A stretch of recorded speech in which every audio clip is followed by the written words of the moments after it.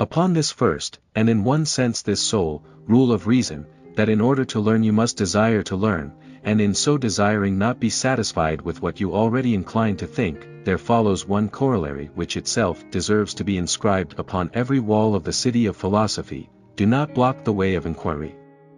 In all the works on pedagogy that ever I read, and they have been many, big, and heavy, I don't remember that anyone has advocated a system of teaching by practical jokes, mostly cruel.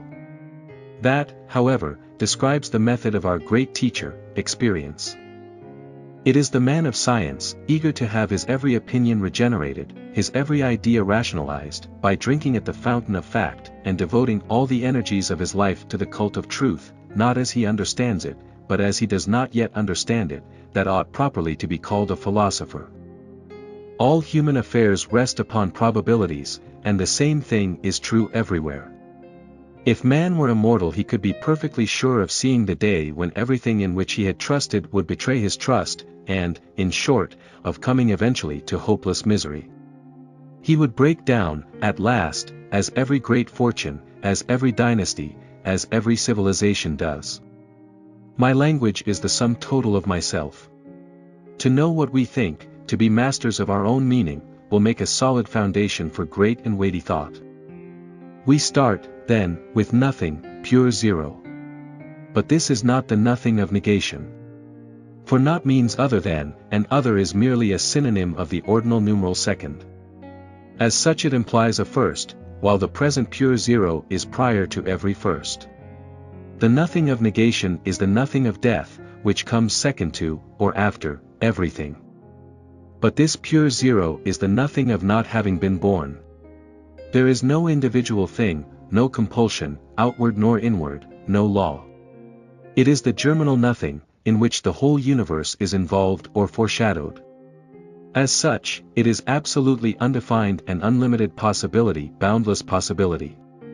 There is no compulsion and no law. It is boundless freedom.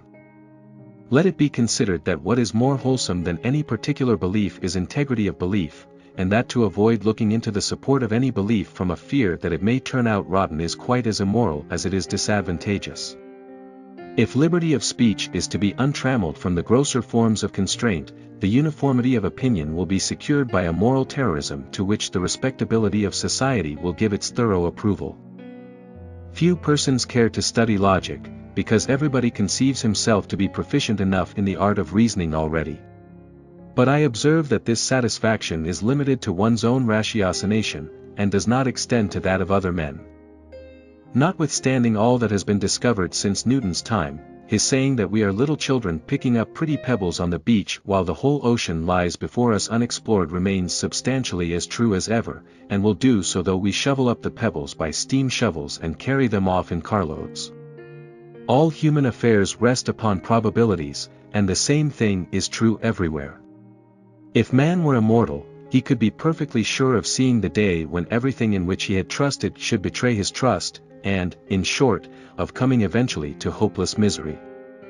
Our whole past experience is continually in our consciousness, though most of it sunk to a great depth of dimness.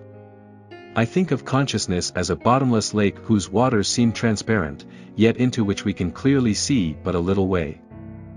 What the pragmatist has his pragmatism for is to be able to say, here is a definition and it does not differ at all from your confusedly apprehended conception because there is no practical difference.